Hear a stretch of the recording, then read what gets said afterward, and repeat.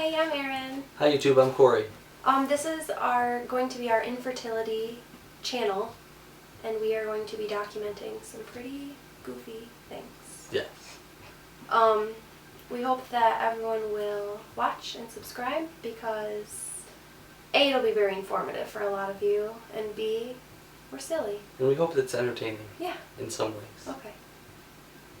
So, I guess we can just jump right into it. Okay. Okay. Informative part.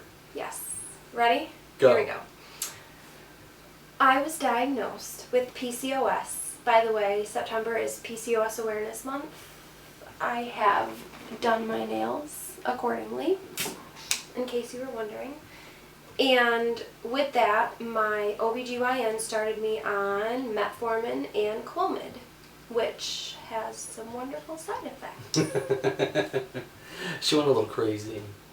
Well, I am a little crazy anyway, but I went a little more crazy. More crazy. But that's okay, because he likes me. I do. So, for February and March, I took 50 milligrams of Clomid and had no ultrasounds or anything during that time. No monitoring at all. She just kind of, here's your magic pills. Good luck.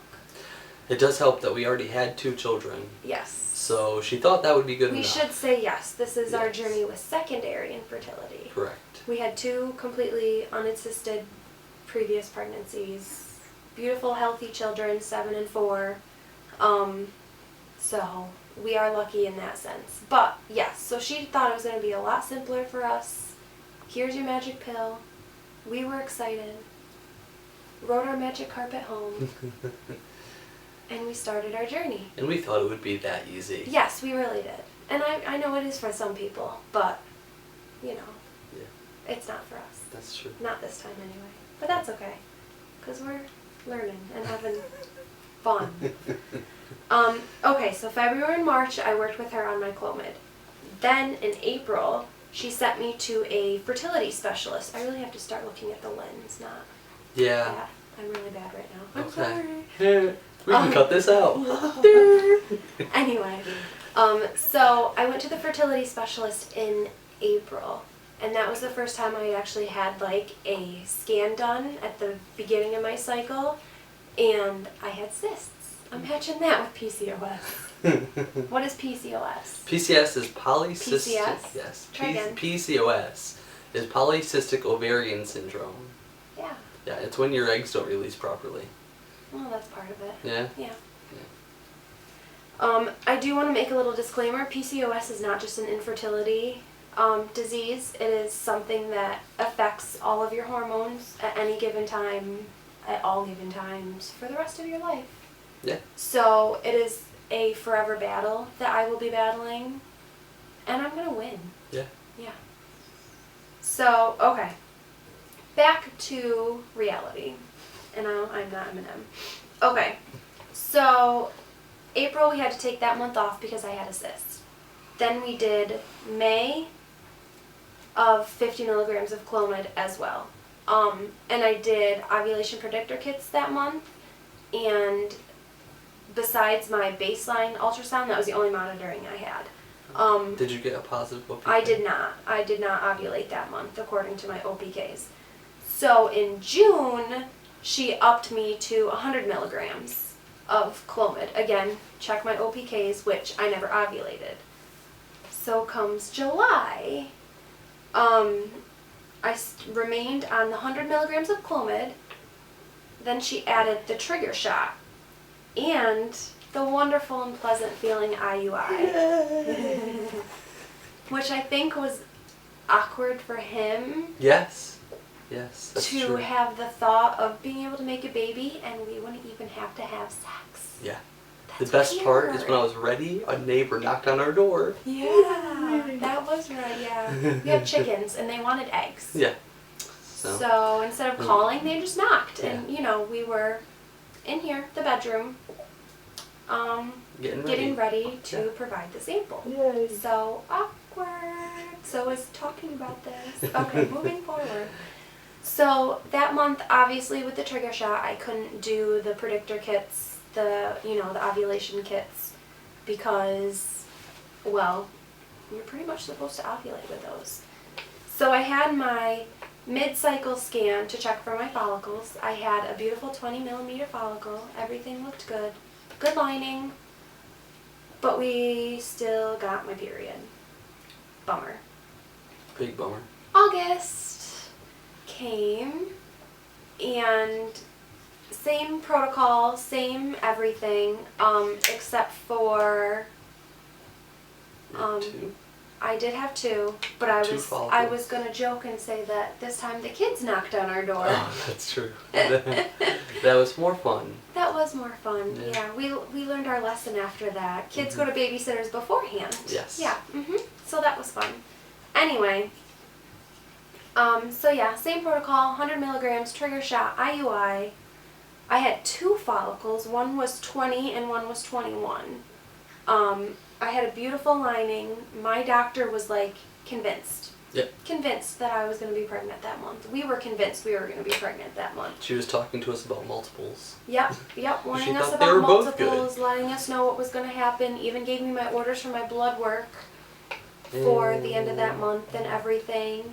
And not pregnant. And not pregnant. And that month was really hard on me. Like, it sucked. before doing this, I'd written blogs, and I was devastated. I was done. I didn't want to do it anymore. I was afraid that I was not going to be able to make it. Yeah. Someone kind of gave me a swift kick in the behind and was like, you're the one who wants this baby. Not that he doesn't, but I was the one who started the whole discussion 2.5 years ago that was like, we're having another baby. Yeah. And he was like, but we have one of each, I'm good. And now he's like, but we're having another baby. And I'm like, but we have one of each, I'm good. So that brings us to now, September. Same protocol. Yep. 100 milligrams of Clomid. Trigger shot. Trigger shot, IUI. I had one follicle. It was 18 millimeters. Usually what happens is I have my scan. I go home and I trigger shot, usually right away, like within the hour.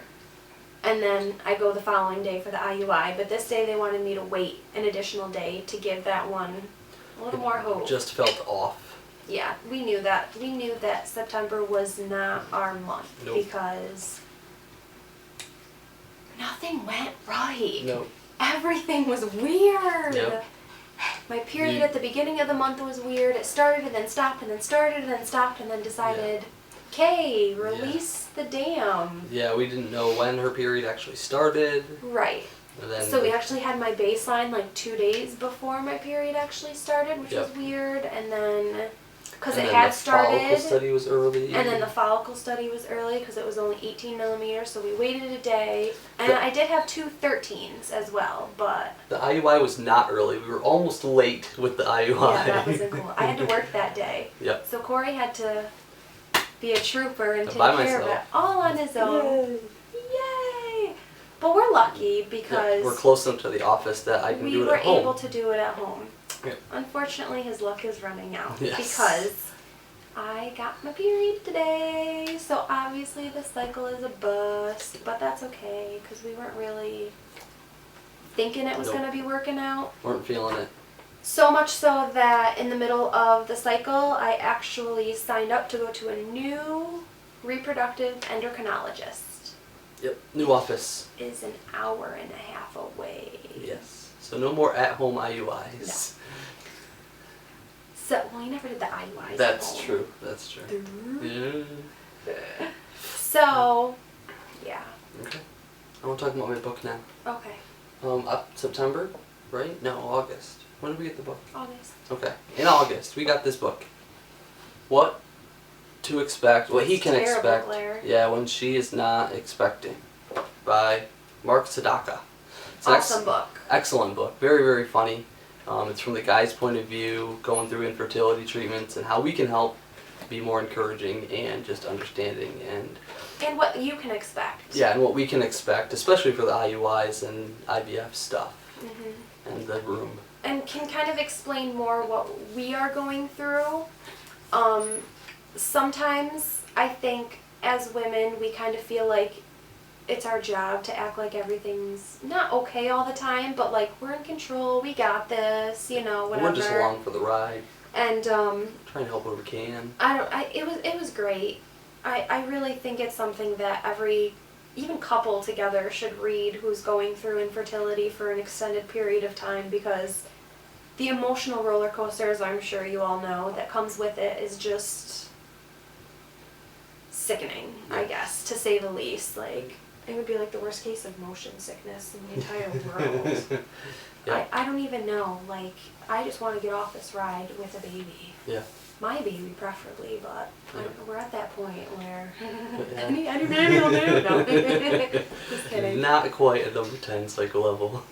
So, yeah, that's a really informative and encouraging book, I think. So we recommend it. Yep. 2 thumbs up. I want to comment on my shirt today. We really like the Redskins, but we don't like the coach's decision today. So if you're a Redskins fan or a football fan and you happen to see the game today between Philadelphia and the Redskins, then you know what I'm talking about. It was a very intense game. It was. I have never in my life seen a ref say both teams go back to your benches in an NFL game, okay? These people are paid millions of dollars and they were acting like toddlers. Yes. Yep. If only we could get paid millions of dollars for how we act. Very true. So, that is your introduction to Aaron and Corey and our journey through infertility. And we'll keep you up to date as we If go there's, along. yeah, if there's any questions that you have for us, then please feel free to leave them in the comments. Yeah. Just subscribe and enjoy our journey as we move towards IVF with our new reproductive endocrinologist.